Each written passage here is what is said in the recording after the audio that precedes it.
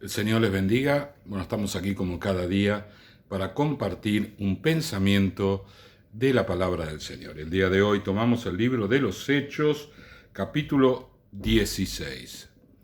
Hechos, capítulo 16. Bueno, la palabra del Señor nos habla de muchas maneras que existen de recibir un milagro de Dios.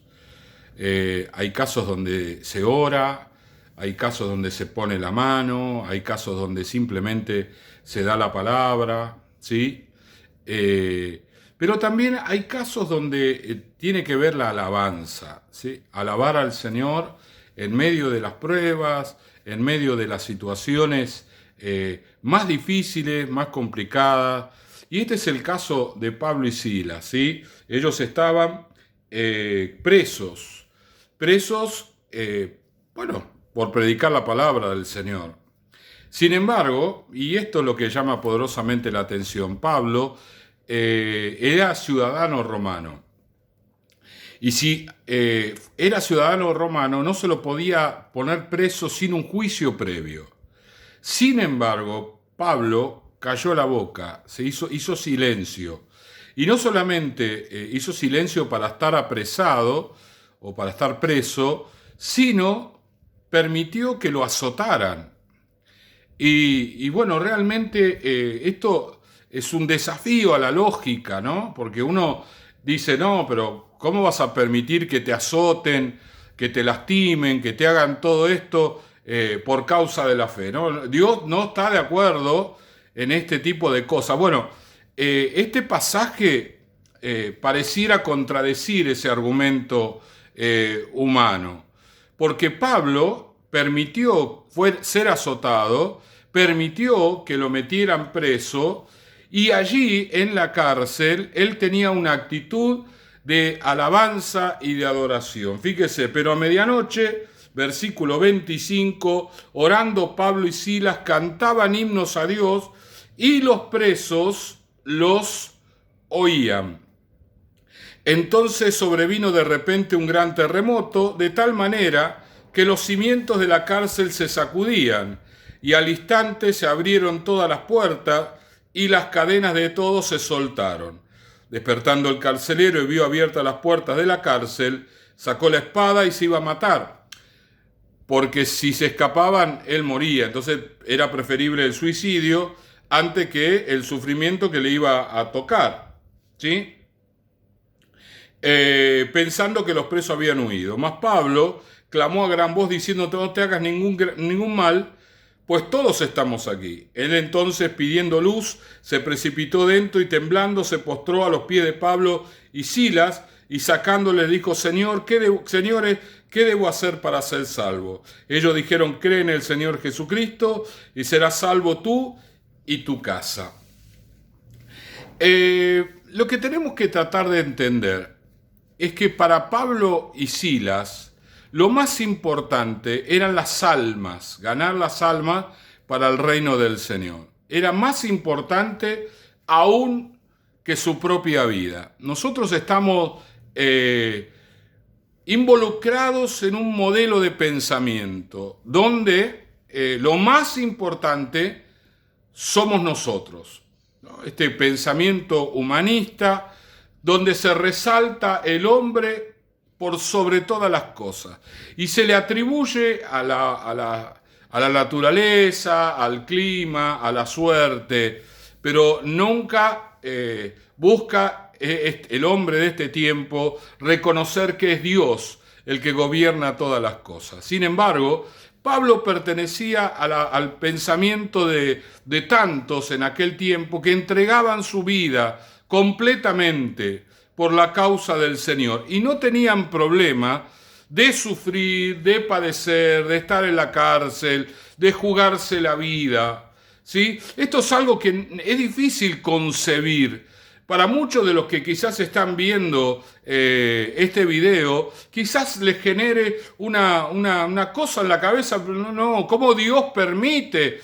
No, porque hay mucha gente que utiliza ese tipo de argumentos. Sin embargo, tenemos que decir que no todas las personas en el globo terráqueo piensan como nosotros en Occidente. En China, donde hay una buena cantidad de cristianos, bueno, si una persona se transforma en cristiano sola, sobre todo en los pueblos agrícolas, ganaderos, les quitan todo, ¿no? La persecución es realmente muy fuerte, muy fuerte. Sin embargo, los chinos se siguen convirtiendo y ellos se preparan para perderlo todo. Si son cristianos, ¿sí? Si son cristianos y vienen y les sacan todo, el ganado, les sacan todo lo que cosecharon porque se hicieron cristianos, ellos están dispuestos y no van a renunciar a su fe. ¿Por qué? Porque están en un contexto de persecución. Ellos saben que esa es la realidad. Cuando aceptan a Cristo, saben muy bien a qué se te van a enfrentar. Nosotros en Occidente tenemos una manera más cómoda de llevar las cosas, muy materialista y muy humanista, ¿no?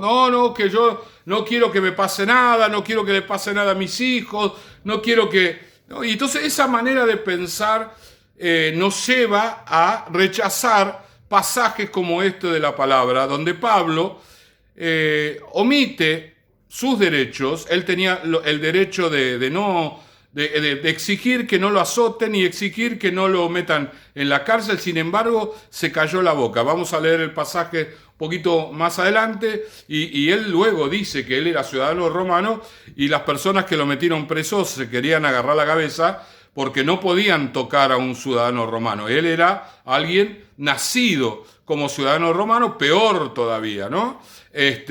Pero el propósito de Dios con Pablo y con Silas era que los presos escucharan la palabra del Señor. Nosotros acá tenemos la mención de que el carcelero se entregó. Él entregó su vida, la de toda su familia, él se hizo cristiano, pero no sabemos qué pasó con los otros carceleros. Y también, como decíamos en la introducción, la alabanza desató un milagro sorprendente. No solamente la oración, la imposición de manos, el soltar la palabra, genera milagros. En este caso lo vemos muy clarito. Ellos alababan al Señor. No estaban pidiendo, estaban alabando, glorificando, exaltando, gozándose de ser cristianos, gozándose de ser azotados por causa de Jesús. Esto era en particular común entre los apóstoles, ¿no? Pedro y Juan también fueron azotados y salieron del lugar donde los habían golpeado con gozo porque habían sido dignos de ser azotados por causa de Jesús. Una manera de pensar en el Oriente muy diferente al Occidente, ¿no? Y si está en la palabra del Señor es para que nosotros calibremos nuestros pensamientos. Evidentemente, nosotros tenemos un concepto que va en contra, ¿sí? En contra de los propósitos del Señor. El Señor se glorificó, el Señor hizo un milagro tremendo, el Señor obró tremendamente, hubo gente que se convirtió. Deberíamos probar con la alabanza en medio de las pruebas, en medio de las situaciones. Probar con una alabanza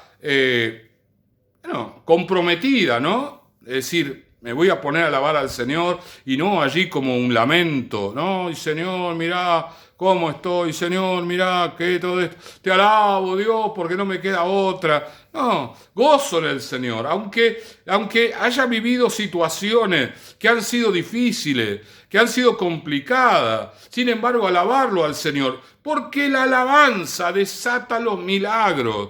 También como la oración, como la imposición de manos, como soltar la palabra profética. Josafat, allí en 2 de Crónicas 20, salió a la batalla con la alabanza y Dios le dio la victoria. La alabanza desata milagro, desata milagro. Necesitas un milagro del Señor, probá con la alabanza, alabalo sin queja, sin rezongo, alabalo con el pensamiento de que es un privilegio para vos y para mí pasar por diferentes pruebas, pasar por diferentes situaciones, que muchas de esas pruebas nosotros aceptamos de antemano. que íbamos a ser introducidos allí, porque queríamos hacer la voluntad de Dios. Y orando, sabíamos que nos esperaban pruebas. Le dijimos, Señor, que la prueba venga, porque yo estoy agarrado de ti y contigo soy más que vencedor. La alabanza al Señor. Levanta tu voz y alabalo al Señor. Si estás contagiado, tenemos muchos hermanos con contagio en estos días. Si estás aislado por ser alguien cercano, igual, alabalo al Señor, glorifica el nombre del Señor, exalta el nombre del Señor, porque alabando a Dios soltamos los milagros. Dios hace milagros extraordinarios a través de nuestra alabanza. Oramos, Señor y Padre, gracias te damos en este día, Señor, por la alabanza, las canciones que cantamos en la iglesia, Señor, te adoramos, te bendecimos, te exaltamos, Señor, cantando esas canciones, cantando los salmos, Señor, algo sucede en la tierra y en los cielos, Señor, y milagros sorprendentes y extraordinarios se producen a causa, Señor, de la alabanza de tu pueblo. Señor, en estos días que nosotros podamos cambiar nuestro patrón de pensamiento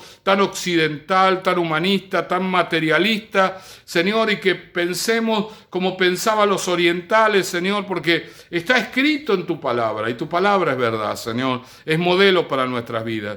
Gracias te damos, Dios mío, en el nombre de Jesús. Amén, amén y amén. El Señor les bendiga.